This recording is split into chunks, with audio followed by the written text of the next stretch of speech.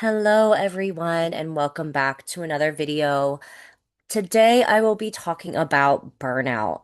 I will share with you right now, it is July 2026, and I am burnt out. I own a business. I'm going back to school to be a therapist. And also, too, I'm in my last year of school and I am in what we call a practicum, where I'm basically working at an agency, and I have to submit, or record, excuse me, a certain amount of hours for graduation and then also towards my associate license.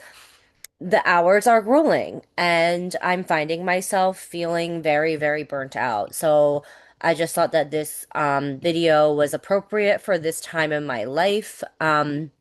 So here's some things to know about burnout.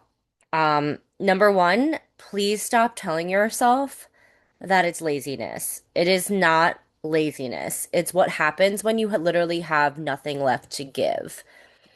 And if you think about your life, kind of like think about yourself as like a cup, if you want to use that metaphor, like burnout happens when there's nothing in your cup that work takes from you, personal life takes from you, friendships, relationships. And I know I'm starting to be burnout when things start feeling like work, like things that I enjoy. For instance, like the relationships in my life. When they start to feel like work, I know I'm like on the beginnings of burnout, and at the end of burnout is survival mode, and we don't want to get to that place. We don't want to get to that autopilot, always activated place because it's really, really, really, really, really hard to get out of. Um, so I also want to let you know you are not broken. You're just running on empty. And as I said, it's when your cup isn't full. And it's your body telling you to stop. And I want you to know that exhaustion is not a personality trait, and it's a warning sign you shouldn't ignore. Please, please, please. I was there once where I ignored my body signals, and guess where it got me? In an inpatient mental health program where I was suffering from depression. I wasn't sleeping. I was having panic attacks. That's not what I want for you. My whole purpose on this earth is to help people. And if there's one message, especially from a mental health perspective, that I wish us mental health professionals could give, is that mental health is preventative. It's preventative care. Going to therapy is preventative. I just had a call with my client yesterday and we were talking about therapy, and I like to use the metaphor of getting your oil changed with your car. Like that's what therapy is for some. It's maintenance, so you don't get to that breakdown. We don't get to burnout. And I'm not saying it's totally okay to be burnt out as well. I mean, burnout happens, but how to fix it is true rest. You need to rest your body, your mind, practice self-care. And I'm not just talking about the self-care of like go and get your nails done, going get a massage. I'm talking about the self-care of setting boundaries, telling people no. It's okay to say no sometimes. Um, and I want you to know also that rest isn't a reward for burnout. It's the cure for it. Your body needs rest. You need to sleep. You need to, and I used to talk about this on another episode of the podcast. There are actually seven kinds of rest with Sue Bowles. It's a wonderful podcast episode. Go to Feeling and Healing podcast if you want to find it.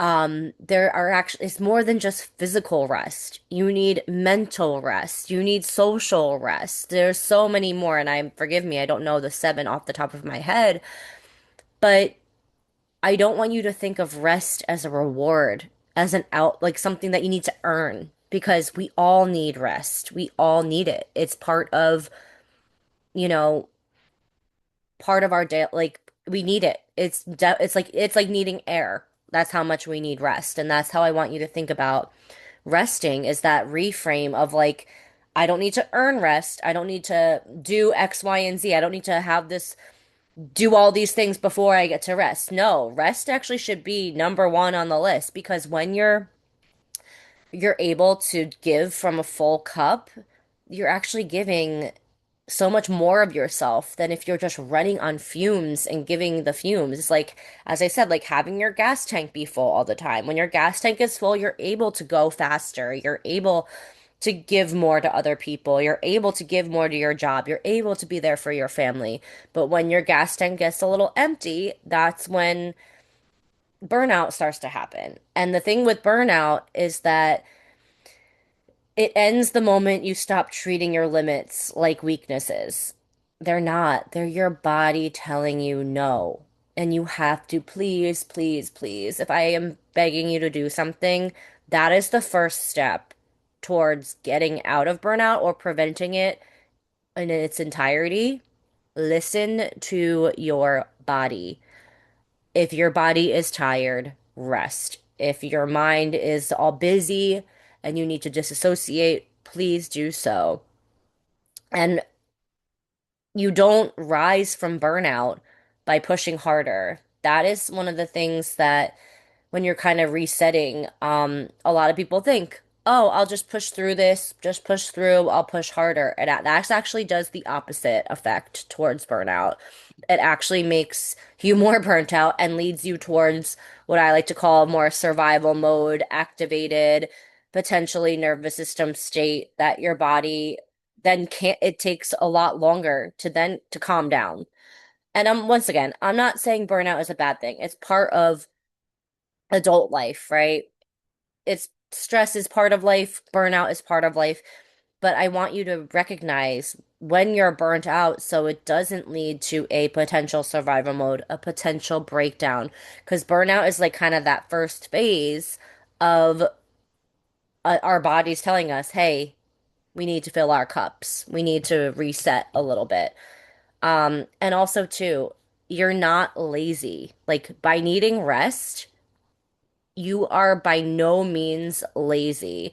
There's a difference between laziness and rest. And of course, there are lazy people out there, don't get me wrong. But being resting is not laziness because your cup needs to be full. And sometimes it's about actually doing less and not doing more.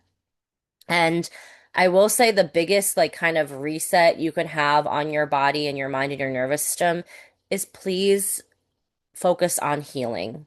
And I know when I say that, um, it's whatever it means for you.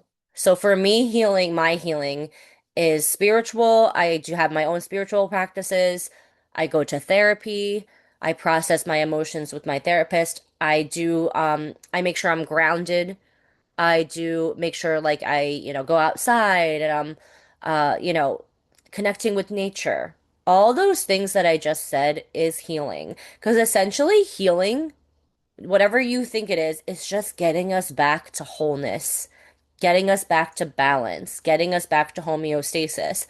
And when you're burnt out, you're not in balance with your life. And everything else suffers. I had somebody say to me one time, if you're not okay, everything in your life isn't okay. And they were absolutely right. So if you're burnt out, that's going to creep into every area of your life until you slow down and rest. And I'm not saying you need permission from me, but this is your permission to rest. So, number one, please, please, please, please, please listen to your body. Listen and rest means, hey, I'm tired. Number two, you don't need to earn your rest. Rest is not something that needs to be earned. It's actually the only cure for burnout. And number three, please focus on your healing and whatever fills your cup from a mental health perspective, from a soul perspective, because even things that aren't restful, like sleep or just being quiet in a room by yourself or being alone, there is such thing as co-regulation. There are instances in life where actually people and being around people in more social settings do energize us and give us that charging of our batteries, if you will. So, but please know, lastly, Do whatever works for you. You know yourself better than anybody on this earth. So please, I hope you take the time to rest and you can't pour from an empty cup. Till next time.